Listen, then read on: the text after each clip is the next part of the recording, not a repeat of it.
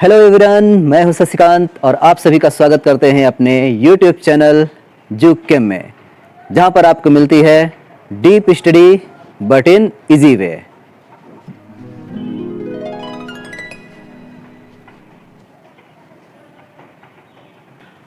तो स्टूडेंट्स, एक बार हम लोग फिर शुरू करते हैं एक नया सफ़र टर्म 1 के एग्ज़ाम के बाद। टर्म 1 के एग्ज़ाम के बाद टर्म 2 की प्रिपरेशन के लिए स्टूडेंट्स, इस बार आप पहले से ही अपना टारगेट क्लियर करके रखिए कि 99 प्लस का टारगेट होना चाहिए आप लोगों का। और इस बार कमर कस लीजिए हमारे साथ ताकि आपको 100% सफलता मिले। स्टूडेंट्स, आज हम लाए हैं आप सभी के लिए क्लास 10th की केमिस्ट्री का सबसे इम्पॉर्टेंट चैप्टर, जो कि अपने आप में बहुत ही यूनिक है और आगे की क्लास के लिए भी बहुत ही इम्पॉर्टेंट है, carbon and its compound. Students, वैसे तो सीबीएसई ने इस चैप्टर से कुछ पोर्शन डिलीट कर दिए हैं, लेकिन हम अपने वीडियो में पूरा चैप्टर कवर करने वाले हैं, तो बने रहिए आप हमारे साथ और कमर कस लीजिए 100% सफलता के लिए। तो स्टूडेंट्स, आज हम पढ़ने वाले हैं carbon and it's compounds chapter को। जैसे कि आप सभी को पता है कि सीबीएसई ने इस चैप्टर से सिर्फ कार्बन को रखा है, बाकी इसके कंपाउंड्स और इसकी प्रॉपर्टीज़ को इस सेशन के लिए डिलीट कर रखा है। लेकिन स्टूडेंट्स, जैसे कि हमने पहले बताया कि हम सारा चैप्टर कवर करेंगे, क्योंकि ये चैप्टर अपने आप में एक यूनिक चैप्टर है और अगली क्लासेस के लिए भी बहुत ही इम्पॉर्टेंट है। तो फिलहाल हमें जितना ज़रूरत है पहले उतना पढ़ेंगे, उसके बाद इस चैप्टर को हम पूरा कंप्लीट करेंगे। आप जब चाहे, क्योंकि ये चैप्टर हमारे कई पार्ट्स में डिवाइड होने वाला है, तो आप अलग अलग पार्ट्स में इस चैप्टर को स्टडी कर सकते हैं। तो चलिए स्टार्ट करते हैं इस चैप्टर को। तो स्टूडेंट्स, इस चैप्टर में हमें सिर्फ पढ़ना है कार्बन के बारे में। Carbon, this is an element. और एलिमेंट क्या होते हैं? Elements are those substances which can not be further divided into simpler form. तो कार्बन भी एक उसी तरह का एलिमेंट है। इसका सिंबल सभी को पता है, its symbol is C, its atomic number is 6 and mass number 12। तो आप लोगों को पता होगा इस कार्बन एटम में कितने इलेक्ट्रॉन, कितने प्रोटॉन और कितने न्यूट्रॉन होंगे। स्टूडेंट्स, हम पढ़ चुके हैं Z = P। Z means atomic number, P means proton. तो जितना किसी एलिमेंट का एटॉमिक नंबर होता है उतने ही प्रोटॉन होते हैं। And P = E, E means electrons, means किसी एटम का जो एटॉमिक नंबर है उसमें उतने ही प्रोटॉन होंगे और उतने ही इलेक्ट्रॉन होंगे। और अगर हमें न्यूट्रॉन फाइंड आउट करना है तो क्या करेंगे? जो उस एटम का एटॉमिक मास है उसमें हम एटॉमिक नंबर माइनस कर देंगे, हमको न्यूट्रॉन पता चल जाएगा। तो इसका मतलब कार्बन एटम में 6 प्रोटॉन होते हैं। इसका मतलब इसमें 6 इलेक्ट्रॉन्स भी होंगे और इसमें न्यूट्रॉन कितने होंगे? अगर हम 12 से 6 माइनस कर दें तो हमें नंबर ऑफ न्यूट्रॉन्स पता चल जाएगा। तो इसका मतलब कार्बन में 6 प्रोटॉन, 6 इलेक्ट्रॉन एंड 6 न्यूट्रॉन होते हैं। और अगर कार्बन एटम की बात करें तो आपको पता होगा कि एटम में एक सेंट्रल पार्ट होता है जिसे न्यूक्लियस कहते हैं, और जिसमें कौन पार्टिकल्स रहते हैं? Proton and neutron. और इलेक्ट्रॉन उस न्यूक्लियस के चारों तरफ डिफरेंट सेल्स में रिवॉल्व करते रहते हैं। तो अगर हम एक कार्बन एटम का स्ट्रक्चर ड्रा करें तो सेंटर में एक न्यूक्लियस जिसमें 6 प्रोटॉन और 6 न्यूट्रॉन, क्लियर। और इस न्यूक्लियस के चारों तरफ सेल्स हैं जिसमें कि इलेक्ट्रॉन्स होंगे। तो इलेक्ट्रॉन्स कितने टोटल हैं? इलेक्ट्रॉन 6।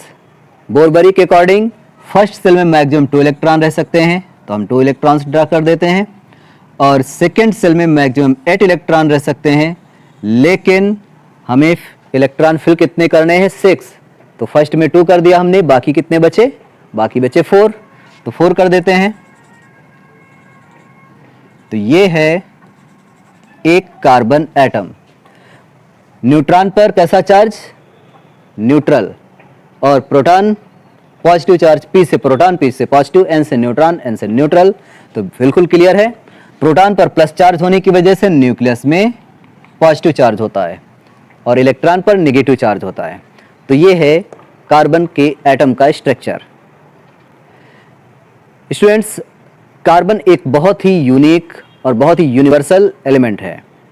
इसकी कुछ प्रॉपर्टीज ऐसी हैं जो इसको बहुत ही इंपॉर्टेंट बना देती हैं। तो सबसे पहले हम बात करते हैं इसके एबंडेंस की। कार्बन इस वर्ल्ड में कहाँ कहाँ पाया जाता है? तो कार्बन स्टूडेंट्स फ्री स्टेट में भी मिलता है और कंपाउंड्स के फॉर्म में भी मिलता है। फ्री स्टेट में diamond, graphite, charcoal, lamp black, ये सब फ्री स्टेट्स हैं कार्बन की। कंपाउंड्स कितने होते हैं कार्बन के, इसके बारे में तो आप पूछिए ही मत, क्योंकि कंपाउंड के फॉर्म में अगर हम देखें तो सबसे इंपॉर्टेंट हमारे बीच में है कार्बन डाइऑक्साइड। सभी परिचित हैं कार्बन डाइऑक्साइड से। अगर ये पूछा जाए कि कार्बन डाइऑक्साइड हमारे लिए यूजफुल है या हार्मफुल, तो तुरंत हमारे माइंड में आता है कि कार्बन डाइऑक्साइड हमारे लिए तो बहुत ही हार्मफुल है, क्योंकि ये ग्लोबल वार्मिंग काज करता है और एटमॉस्फेयर में इससे पॉल्यूशन काज होता है। लेकिन स्टूडेंट्स, कार्बन डाइऑक्साइड हमारे लिए उतना ही इम्पॉर्टेंट है जितना कि ऑक्सीजन इम्पॉर्टेंट है, क्योंकि प्लांट कार्बन डाइऑक्साइड का यूज करके फोटोसिंथेसिस करते हैं और जिससे वो ऑक्सीजन प्रोड्यूस करते हैं जो हमारे लिए लाइफ गैस है। तो अगर कार्बन डाइऑक्साइड नहीं मिलेगी तो प्लांट्स फूड नहीं प्रिपेयर कर पाएंगे, तो ना हमको फूड मिलेगी और ना ही ऑक्सीजन मिलेगा। तो कार्बन डाइऑक्साइड बहुत ही इंपॉर्टेंट है। तो हमारे एटमॉस्फेयर में कार्बन डाइऑक्साइड कितने परसेंट है? अभी तक एनसीईआरटी बुक से या अभी तक हम जो पढ़ते आ रहे हैं उसमें ये भी बताया गया है कि कार्बन डाइऑक्साइड हमारे एटमॉस्फेयर में 0.03% है। लेकिन स्टूडेंट्स, ये पुराना डेटा है और आज के टाइम में कार्बन डाइऑक्साइड का परसेंटेज बढ़ चुका है और ये नियर अबाउट हो चुका है 0.04%, जो कि कार्बन कंपाउंड हमारे एटमॉस्फेयर में पाया जाता है, सबसे ज़्यादा अमाउंट में पाया जाता है। इसके अलावा कार्बन मोनोऑक्साइड भी होता है, कंपाउंड के फॉर्म में कार्बन मोनोऑक्साइड भी पाया जाता है, लेकिन इसका परसेंटेज एटमॉस्फेयर में बहुत ही कम होता है। इसके अलावा कार्बन कंपाउंड के फॉर्म में अर्थक्रस्ट में भी बहुत ज़्यादा मिलता है और अर्थक्रस्ट में कंपाउंड के फॉर्म में इसका परसेंटेज, कार्बन का परसेंटेज होता है नियर अबाउट 0.02%। स्टूडेंट्स, पूरे यूनिवर्स में कार्बन एक ऐसा एलिमेंट है जिसकी उपलब्धता पूरे यूनिवर्स में 14th नंबर पर आती है। 14th सबसे ज़्यादा पाया जाने वाला सब्सटेंस है कार्बन। और अगर इसके इम्पोर्टेंस की बात करें तो ये बहुत ही इम्पॉर्टेंट एलिमेंट है। स्टूडेंट्स, कार्बन और कार्बन से बनने वाले जो भी कंपाउंड होते हैं उनकी स्टडी हम ऑर्गेनिक केमिस्ट्री में करते हैं और बाकी एलिमेंट्स की स्टडी हम इनऑर्गेनिक केमिस्ट्री में करते हैं। इस केमिस्ट्री को हम 3 ब्रांच में डिवाइड कर सकते हैं: ऑर्गेनिक केमिस्ट्री,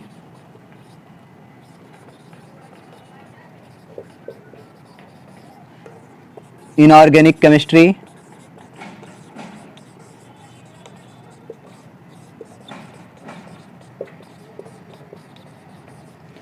और फिजिकल केमिस्ट्री।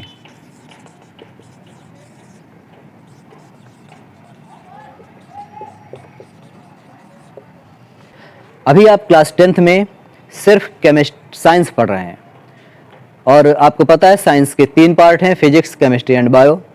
लेकिन जब आप 12th में पहुंचेंगे तो आपका केमिस्ट्री पोर्शन, फिजिक्स पोर्शन और बायो पोर्शन सेपरेट हो जाएगा और फिर जब आप ग्रेजुएशन में पहुंचेंगे तो केमिस्ट्री के ये तीनों पार्ट आपको अलग अलग पढ़ने पड़ेंगे। फिजिकल केमिस्ट्री क्या है? फिजिकल केमिस्ट्री में जैसे कोई केमिकल प्रोसेस हो रही है तो उसमें जो भी एनर्जी चेंजेज होते हैं या जो मैकेनिज्म है केमिकल रिएक्शंस की, उनके बारे में हम फिजिकल केमिस्ट्री में स्टडी करते हैं। इनऑर्गेनिक केमिस्ट्री में हम किसकी स्टडी करते हैं? इनऑर्गेनिक केमिस्ट्री में हम ऐसे कंपाउंड्स की स्टडी करते हैं जिसमें कार्बन प्रेजेंट नहीं होता है। और ऑर्गेनिक केमिस्ट्री में हम किसकी स्टडी करते हैं? ऑर्गेनिक केमिस्ट्री में हम ऑर्गेनिक कंपाउंड्स की स्टडी करते हैं जिसमें कि कार्बन प्रेजेंट होता है। स्टूडेंट्स, यहाँ पर हम ऑर्गेनिक और इनऑर्गेनिक के बारे में थोड़ा सा क्लियर करना चाहते हैं। ऑर्गेनिक केमिस्ट्री में ऑर्गेनिक कंपाउंड्स स्टडी किया जाते हैं, लेकिन एक्चुअल में ऑर्गेनिक कंपाउंड होते क्या हैं? ऑर्गेनिक कंपाउंड्स हम उन्हें कहते हैं जिनका natural source organ means living beings होते हैं और इसमें कार्बन एलिमेंट जरूर प्रेजेंट होता है। क्योंकि स्टूडेंट्स, पहले हम सब्सटेंसेस को 3 कैटेगरी के बेस पर डिवाइड करते थे। कुछ सब्सटेंस जो कि एनिमल्स में पाए जाते थे, कुछ सब्सटेंस जो कि प्लांट्स में पाए जाते थे और कुछ सब्सटेंस जो कि नॉन लिविंग में पाए जाते थे। लेकिन बाद में ये पता चला कि प्लांट्स और एनिमल दोनों को ही एक ही कैटेगरी में रखा जा सकता है क्योंकि दोनों लिविंग्स हैं। तो फिर सब्सटेंस को 2 कैटेगरी में डिवाइड कर दिया, ऐसे सब्सटेंस जो लिविंग बींग्स में पाए जाते हैं यानी एनिमल्स और प्लांट्स में, और ऐसे सब्सटेंस जो नॉन लिविंग्स में मटीरियल्स में पाए जाते हैं। तो जो लिविंग बींग्स में कंपाउंड्स पाए जाते हैं और कार्बन कंटेनिंग कंपाउंड्स होते हैं वो होते हैं ऑर्गेनिक कंपाउंड, और जो नॉन लिविंग मटीरियल्स से जैसे रॉक्स हैं, मिनरल्स हैं, इनमें पाए जाते हैं कंपाउंड्स, उन्हें कहते हैं इनऑर्गेनिक कंपाउंड्स। क्लियर?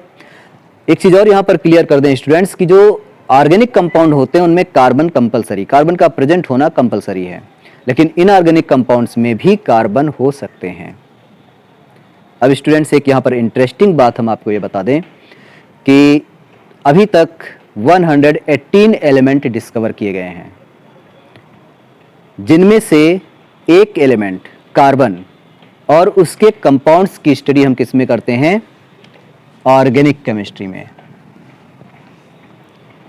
बाकी कितने एलिमेंट्स बचते हैं? 118 एलिमेंट्स में से एक एलिमेंट कार्बन की स्टडी हम ऑर्गेनिक केमिस्ट्री में करते हैं, बाकी बचे एलिमेंट 117, और 117 एलिमेंट्स की स्टडी करने के लिए सिर्फ हमारे पास एक ही ब्रांच है, इनऑर्गेनिक केमिस्ट्री। तो क्या ये 118 एलिमेंट्स के लिए फेयर है, न्याय है? लेकिन हम ऑर्गेनिक केमिस्ट्री की स्टडी अलग ब्रांच में क्यों करते हैं, या कार्बन कंटेनिंग कंपाउंड्स की स्टडी करने के लिए ऑर्गेनिक केमिस्ट्री एक अलग ब्रांच क्यों बनानी पड़ी? बहुत सारे कैरेक्टर्स हैं जो इस कार्बन और इनके कंपाउंड्स को यूनिक बनाते हैं, दूसरे एलिमेंट से अलग करते हैं। मेनली पॉइंट ये है कि एक कार्बन अकेले जितने कंपाउंड्स बना सकता है, 117 एलिमेंट्स मिल करके भी उतने कंपाउंड्स नहीं बना सकते हैं। कार्बन से बनने वाले कंपाउंड्स इनऑर्गेनिक कंपाउंड्स के कंपैरिजन में 10 टाइम्स ज़्यादा होते हैं। तो स्टूडेंट्स, इसीलिए इन कंपाउंड्स को स्टडी करने के लिए हमें एक अलग ब्रांच बनानी पड़ी, ऑर्गेनिक केमिस्ट्री। तो चलिए स्टडी करते हैं कार्बन कंपाउंड्स की, लेकिन उससे पहले ये कार्बन हमारे लिए क्यों इतना इम्पॉर्टेंट है, क्यों हमें इसकी इतनी स्टडी करनी चाहिए, इसके बारे में थोड़ा सा डिस्कस कर लेते हैं। स्टूडेंट्स, कार्बन एक ऐसा एलिमेंट है जो हर लिविंग बॉडी का एक इम्पॉर्टेंट पार्ट है। अगर हर लिविंग बॉडी में देखा जाए तो ऑक्सीजन के बाद कार्बन ही एक ऐसा एलिमेंट है जिसका अमाउंट सबसे ज़्यादा होता है। तो कार्बन के बिना किसी भी लिविंग बींग्स को हम इमेजिन नहीं कर सकते हैं। स्टूडेंट्स, कार्बन एक बहुत ही इम्पॉर्टेंट एलिमेंट है।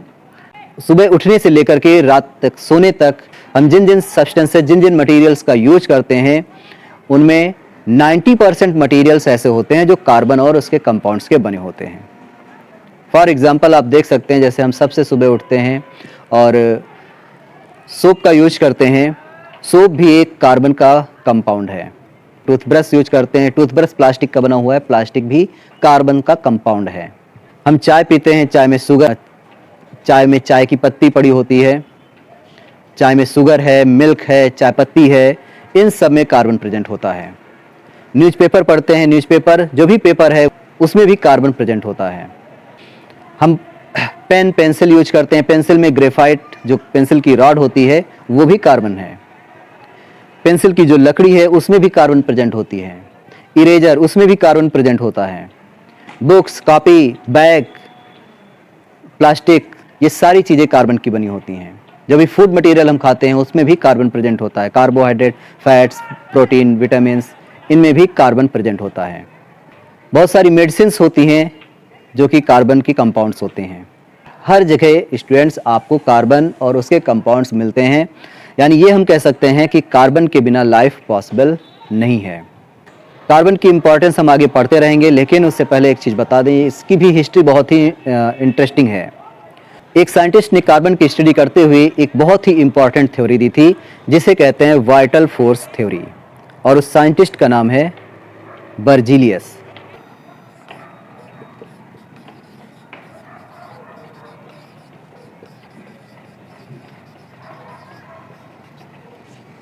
वाइटल फोर्स थ्योरी किसने प्रपोज की? बर्जीलियस ने।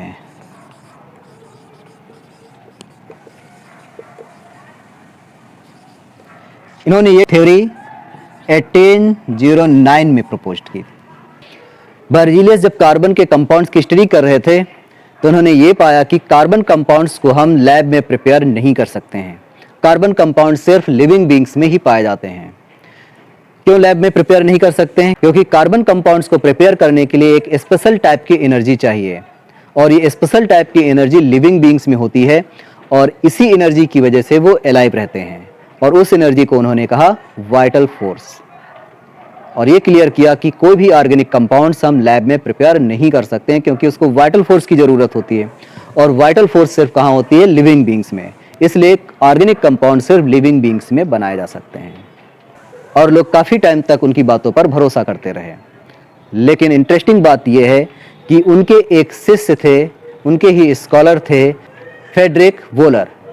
उन्होंने इनकी इस थ्योरी को रिजेक्ट करा दिया।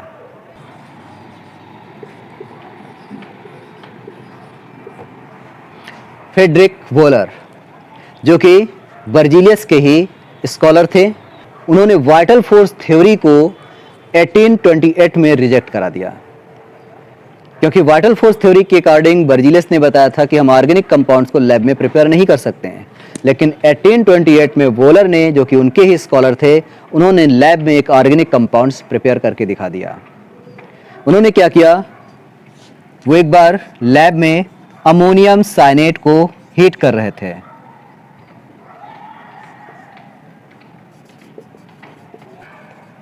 अमोनियम साइनेट, अमोनियम साइनेट को हीट करने पर यह पता चला कि ये कन्वर्ट हो जाता है यूरिया में।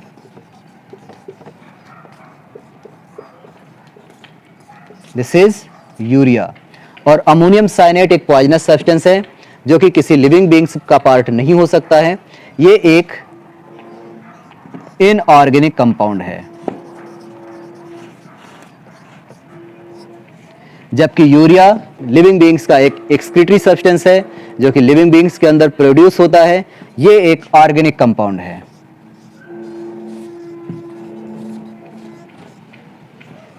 तो सबसे पहले वोलर ने एक इनऑर्गेनिक कंपाउंड से एक ऑर्गेनिक कंपाउंड्स को प्रिपेयर करके दिखा दिया, और जो वाइटल फोर्स थ्योरी इतने सालों से लोग मानते चले आ रहे थे, वो वाइटल फोर्स थ्योरी उन्होंने रिजेक्ट करा दी। और जब एक बार 1828 में एक कंपाउंड ऑर्गेनिक कंपाउंड्स प्रिपेयर हो गया, तो उसके बाद फिर बाकी सारे साइंटिस्ट ने भी कोशिश करना स्टार्ट कर दिया, और फिर लैब में एक के बाद एक ऑर्गेनिक कंपाउंड्स बनना स्टार्ट हो गए। तो ये थी स्टूडेंट्स ऑर्गेनिक कंपाउंड्स की हिस्ट्री। तो ऐसी क्या खास बात है कार्बन और इसके कंपाउंड्स में, जिसकी स्टडी इतनी इंटरेस्टिंग और इतनी इम्पॉर्टेंट होती है? तो आइए आगे बात करते हैं कार्बन की यूनिक प्रॉपर्टीज़ के बारे में। यूनिकनेस ऑफ कार्बन, ऐसी कौन सी इंपॉर्टेंट प्रॉपर्टीज़ हैं कार्बन के अंदर जो इसे यूनिक बनाती हैं? सबसे इंपॉर्टेंट प्रॉपर्टी है इसकी कैटिनेशन।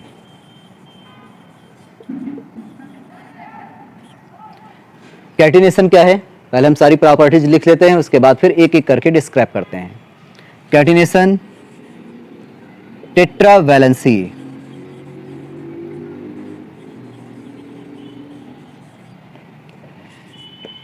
और क्या है?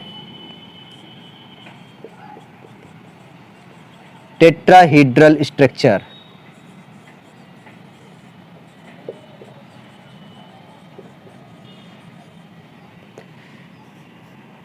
पॉलीमेराइजेशन,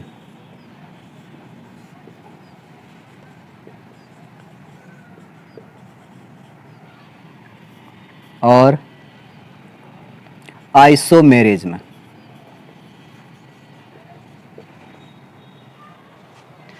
तो स्टूडेंट्स, ये 5 क्वालिटी होती हैं जो कार्बन को यूनिक बनाती हैं, बिल्कुल स्पेसिफिक बना देती हैं। तो चलिए अब वन बाय वन डिस्कस करते हैं क्या हैं प्रॉपर्टीज। सबसे पहले देखते हैं catenation. What is catenation? Students, catenation is the property by which atom combine together in the form of chain and form a large molecule। बहुत सारे एटम ऐसे होते हैं जो एक चेन में अरेंज हो जाते हैं और बहुत बड़ा मॉलिक्यूल बनाते हैं। तो इस प्रॉपर्टी को कहते हैं कैटिनेशन, और ये कैपेसिटी, कैटिनेशन की कैपेसिटी सबसे ज़्यादा पाई जाती है कार्बन एटम में। जैसे आपने 9th में पढ़ा होगा P4 मीन्स फास्फोरस का 1 मॉलिक्यूल अपने साथ 4 एटम को कंबाइंड करता है, मीन्स 4 एटम मिल करके फास्फोरस का 1 मॉलिक्यूल बनाते हैं। इसी तरह आपने पढ़ा होगा सल्फर की एटॉमिसिटी 8 होती है, मीन्स सल्फर के 8 एटम आपस में कंबाइंड होकर के 1 मॉलिक्यूल का फॉर्मेशन करते हैं। तो एटम्स के अंदर ये कैपेसिटी होती है कि वो चेन के फॉर्म में अरेंज हो सकते हैं, लेकिन कार्बन के पास ये कैपेसिटी बहुत ज़्यादा होती है। सैकड़ों एटम्स आपस में कंबाइंड होकर के एक लार्ज मॉलिक्यूल बनाते हैं। जैसे कार्बन के सारे एटम एक चेन में अरेंज हो सकते हैं, यहाँ तक कि इसमें ब्रांच भी बन सकती है, यहाँ तक कि इसमें ब्रांच की भी ब्रांच बन सकती है। तो इस तरह से बहुत सारे कार्बन एटम एक दूसरे के साथ अरेंज होकर के एक लार्ज मॉलिक्यूल बनाने की कैपेसिटी रखते हैं। तो जैसे जैसे इनका शेप चेंज होता जाएगा, कंपाउंड्स चेंज होते जाएंगे। तो एक रीज़न ये भी होता है कंपाउंड्स बहुत ज़्यादा कार्बन के क्यों बनते हैं, क्योंकि उसमें कैटिनेशन की प्रॉपर्टीज़ होती हैं। क्लियर? अब चलिए आगे देखते हैं। नेक्स्ट प्रॉपर्टी है टेट्रावैलेंसी।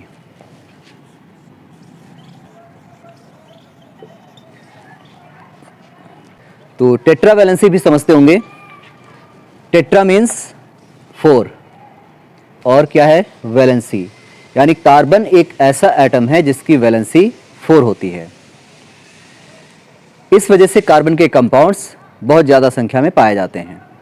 तो ऐसा नहीं कि कार्बन की ही वैलेंसी 4 होती है, कार्बन की फैमिली में जितने भी एलिमेंट्स होते हैं सबकी वैलेंसी 4 होती है। अगर पीरियोडिक टेबल देखेंगे तो कार्बन पीरियोडिक टेबल के जिस ग्रुप में है उस ग्रुप में जितने भी एलिमेंट है सबकी वैलेंसी 4 होती है। कार्बन की भी वैलेंसी 4 है, लेकिन कार्बन के अलावा बाकी कोई दूसरे एलिमेंट्स ऐसे नहीं हैं जो अपने साथ बहुत सारे एटम्स को कंबाइंड करने की कैपेसिटी रखते हों। 4 वैलेंसी होने का मतलब यह है कि कार्बन अपने साथ मैक्सिमम 4 एटम्स कंबाइंड कर सकता है। अब इसको ऐसे समझ सकते हैं जैसे कि कार्बन के साथ 4 हाइड्रोजन एटम कंबाइंड हो सकते हैं, और जब 4 हाइड्रोजन एटम कार्बन के साथ कंबाइंड होते हैं तो कौन सी गैस बनती है? Methane gas. अगर यहाँ पर कोई एक एलिमेंट चेंज कर दिया जाए, जैसे अब इसमें हाइड्रोजन की जगह पर हम एक क्लोरीन एटम ऐड कर दे रहे हैं, अब सिर्फ एक एटम के चेंज करने पर यह कंपाउंड चेंज हो गया। अब अगर हम यहाँ पर एक और एटम चेंज कर दें, जैसे यहाँ पर हमने हाइड्रोजन की जगह पर एक और क्लोरीन ऐड कर दिया, अब ये दूसरा कंपाउंड होगा, इसका दूसरा नाम होगा। इसी तरह से अगर हम चारों हाइड्रोजन चेंज कर दें तो 4 कंपाउंड बन सकते हैं। इनमें अगर किसी एटम को रिपीट कर दें या एटम चेंज कर दें, जैसे अब यहाँ पर क्लोरीन की जगह पर अगर हम ब्रोमीन ऐड कर देते तो ये दूसरा कंपाउंड बन जाता। तो 4 वैलेंसी होने की वजह से भी कार्बन में ज़्यादा कंपाउंड बनाने की कैपेसिटी आ जाती है। तो टेट्रा वैलेंसी भी एक रीज़न होता है कि कार्बन इनऑर्गेनिक कंपाउंड से कहीं ज़्यादा कंपाउंड तैयार कर सकता है। ठीक, अब देखते हैं अगली प्रॉपर्टी, टेट्राहीड्रल स्ट्रक्चर।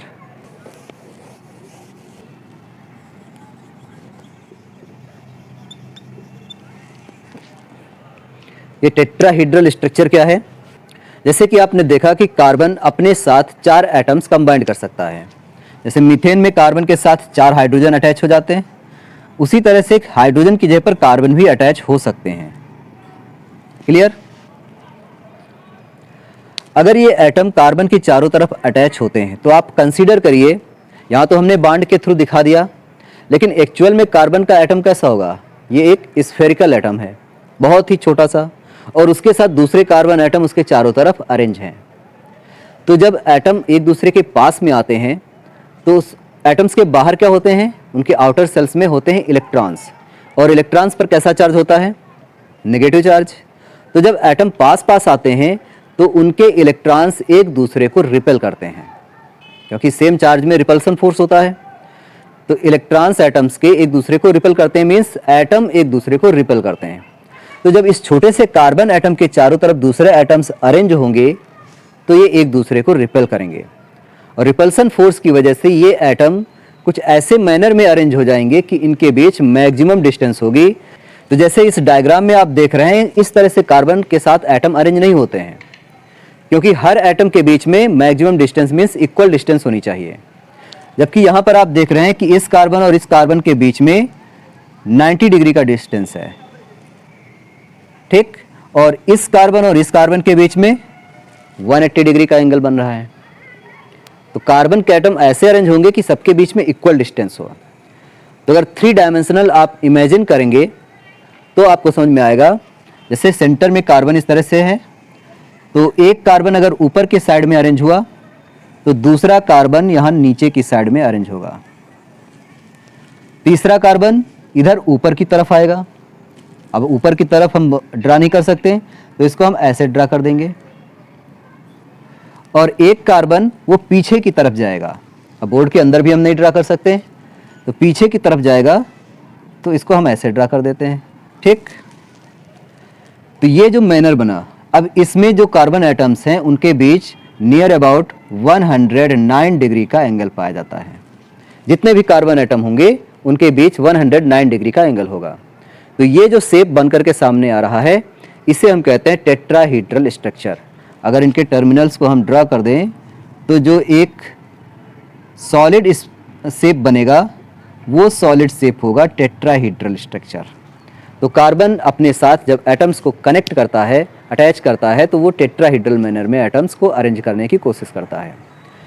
तो इससे फ़ायदा क्या मिलता है?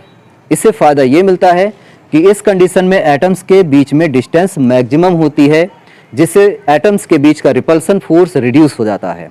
और जब एटम्स एक दूसरे को रिपेल कम करेंगे तो इसका मतलब वो कंपाउंड ज़्यादा स्टेबल होगा, ज़्यादा स्ट्रांग होगा। और यही रीज़न होता है कि कार्बन अपने साथ ज़्यादा से ज़्यादा एटम्स को अटैच करके एक लॉन्ग चेन बना सकता है, एक ब्रांच चेन बना करके एक लार्ज मॉलिक्यूल तैयार कर सकता है।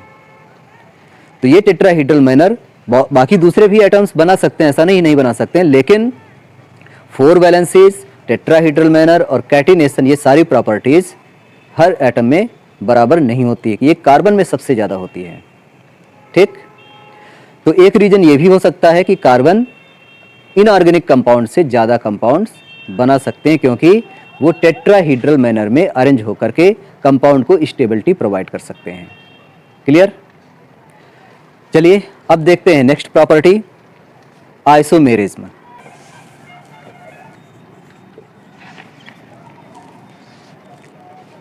What is isomerism? तो इसके बारे में डिटेल से पढ़ेंगे, लेकिन यहाँ पर एक थोड़ा सा इंट्रोडक्शन दे देते हैं। जैसे कि एक कंपाउंड है,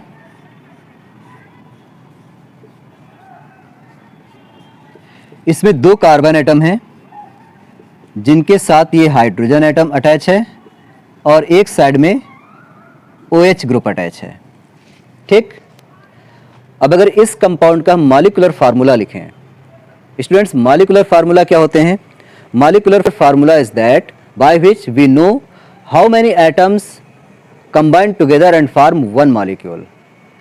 means total number of atoms जो एक मॉलिक्यूल को बनाने में पार्टिसिपेट करते हैं, वो हमें मॉलिक्यूलर फार्मूला से पता चलता है। तो इस कंपाउंड को बनाने में कितने एटम्स पार्टिसिपेट कर रहे हैं? तो हम देख रहे हैं यहाँ पर कार्बन भी प्रेजेंट है, हाइड्रोजन भी प्रेजेंट है, ऑक्सीजन भी है। तो कार्बन के कितने एटम्स हैं? 2 एटम्स। हाइड्रोजन के टोटल कितने एटम्स हैं? 3, 2, 5 और 1, 6। हाइड्रोजन है 6 एटम और ऑक्सीजन के कितने एटम हैं? 1। तो इस कंपाउंड के बनने में 2 कार्बन एटम्स, 6 हाइड्रोजन एटम्स और 1 ऑक्सीजन एटम पार्टिसिपेट कर रहा है और आपस में कंबाइंड होकर के क्या बना रहा है? इथेनॉल। ये एक एल्कोहल है जिसे हम एथिल एल्कोहल भी कहते हैं, ठीक। अब एक दूसरा कंपाउंड देखिए,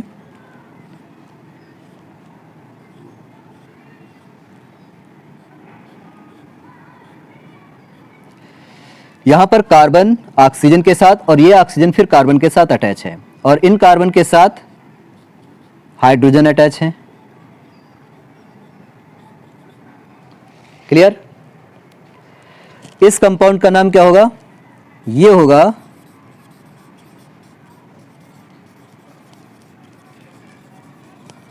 मिथॉक्सीमीथेन।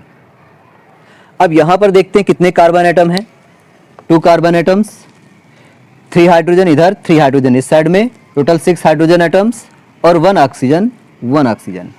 मीन्स इतने ही एटम्स फिर रीअरेंज होकर के एक दूसरा कंपाउंड बना लेते हैं जिसे कहते हैं मिथॉक्सी मीथेन। तो स्टूडेंट्स, इस फिनोमेनन को हम कहते हैं आइसोमेरिज्म और ये कंपाउंड कहे जाते हैं isomers. Means isomers are those compounds which have same molecular formula but different chemical properties. अब आप यहां देख रहे हैं कि इन दोनों कंपाउंड्स का फार्मूला सेम है, C2H6O, लेकिन ये क्या है? ये है इथेनॉल, एक एल्कोहल है, और ये क्या है? मिथॉक्सी मीथेन, जो कि एक ऑक्सी ग्रुप का कंपाउंड है। और इन दोनों की प्रॉपर्टीज बिल्कुल डिफरेंट होंगी, जबकि सेम एटम्स इसमें कंबाइंड होकर के ये फार्मूला बना रहे हैं, यानी ये कंपाउंड बना रहे हैं। तो ये जो फिनोमेनन है, ये जो प्रॉपर्टी है, इसे कहेंगे आइसोमेरिज्म। इससे ये क्लियर हो जाता है कि सेम एटम्स आपस में मिलकर के भी डिफरेंट टाइप्स के कंपाउंड तैयार कर सकते हैं। तो इसकी वजह से भी कार्बन के कंपाउंड्स बहुत ही ज़्यादा बनते हैं। यहाँ आप ध्यान दीजिए, H2O water molecule, water molecule बनने में 2 हाइड्रोजन एटम और 1 ऑक्सीजन एटम पार्टिसिपेट करता है। जब भी कभी 2 हाइड्रोजन और ऑक्सीजन कंबाइंड होंगे, हमेशा वाटर मॉलिक्यूल ही बनाएंगे। इसमें कोई चांस नहीं कि एक बार वाटर बन जाए और एक बार कोई अगला कंपाउंड बन करके तैयार हो। लेकिन यहाँ पर पॉसिबिलिटी है कि सेम एलिमेंट्स आपस में कंबाइंड होकर के उतने ही नंबर में कंबाइंड होकर के डिफरेंट टाइप्स के कंपाउंड्स बना सकते हैं। This is isomerism. क्लियर? चलिए अब एक लास्ट प्रॉपर्टी देखते हैं।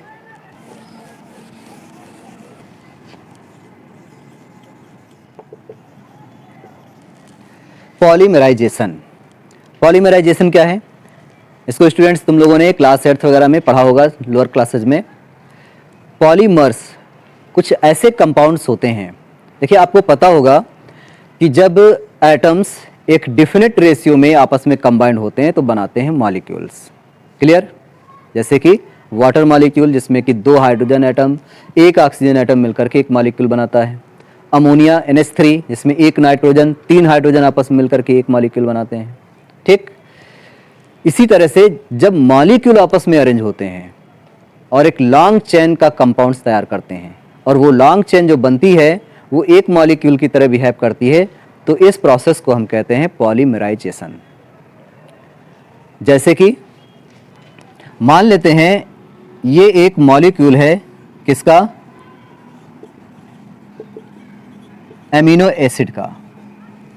ठीक, एमिनो एसिड का एक ये मॉलिक्यूल है जिसमें नाइट्रोजन, कार्बन, हाइड्रोजन ये एलिमेंट्स होते हैं। ठीक, इसी तरह का ये दूसरा एमिनो एसिड का मॉलिक्यूल है, ये एमिनो एसिड्स का मॉलिक्यूल है, ये मॉलिक्यूल है, ये मॉलिक्यूल है, और ये सारे मॉलिक्यूल्स अगर आपस में अरेंज हो जाते हैं, अटैच हो जाते हैं और एक लार्ज मॉलिक्यूल की तरह बिहेव करने लगते हैं, तो ये लार्ज मॉलिक्यूल जो बनता है वो मॉलिक्यूल कहा जाता है प्रोटीन। ठीक, जिनसे ये लार्ज मॉलिक्यूल बना है, जिन छोटे छोटे मॉलिक्यूल से, उन्हें कहते हैं मोनोमर। और मोनोमर की आपस में मिलने से जो लार्ज मॉलिक्यूल बनता है उसे कहते हैं polymer. Means polymer, protein is the polymer of amino acids. तो ये प्रोसेस जिसमें छोटे छोटे मॉलिक्यूल्स सीक्वेंस में अरेंज होकर के लार्ज मॉलिक्यूल बनाते हैं, वो प्रोसेस कही जाती है पॉलीमराइजेशन। जैसे कि इथीन एक कार्बन का कंपाउंड होता है, इथीन, जिसका फार्मूला होता है C2H4। जब इस तरह के बहुत सारे मॉलिक्यूल आपस में अरेंज हो जाते हैं तब हम उसे कहते हैं पॉलीथीन। पॉली मीन्स बहुत सारे, मोर देन वन, और इथीन दोनों ऐड होकर क्या बना रहे हैं? Polythene. Means polythene is the polymer of carbon compound, polymer of ethene. Clear? तो इस तरह से कार्बन के कंपाउंड्स में पॉलीमराइजेशन की भी प्रॉपर्टीज होती है। इस वजह से कार्बन के कंपाउंड्स इनऑर्गेनिक कंपाउंड से कहीं ज़्यादा होते हैं। तो स्टूडेंट्स, कैसी लगी ये जानकारी? अगर आपको ये वीडियो पसंद आया हो तो इसे लाइक करें, सब्सक्राइब करें, कमेंट्स करें, और उन बच्चों को ज़रूर शेयर करें जो किसी रीजन से कोचिंग या ट्यूशन अफोर्ड नहीं कर पा रहे हैं, ताकि वो भी अपनी प्रिपरेशन अच्छे से कर सकें। तो स्टूडेंट्स, मिलते हैं नेक्स्ट वीडियो के साथ इस चैप्टर के अगले पार्ट में। अगले पार्ट में हम डिस्कस करेंगे कार्बन किस तरह से एक दूसरे एटम के साथ कंबाइंड होता है। तो आप जानते होंगे कि कार्बन जनरली कोवैलेंट कंपाउंड बनाता है, यानी कोवैलेंट बॉन्ड बनता है। तो अगले वीडियो में हम डिस्कस करेंगे कोवैलेंट बॉन्ड के बारे में। तो बने रहिए हमारे साथ और खुश रहिए, प्रिपरेशन करते रहिए। तब तक के लिए धन्यवाद।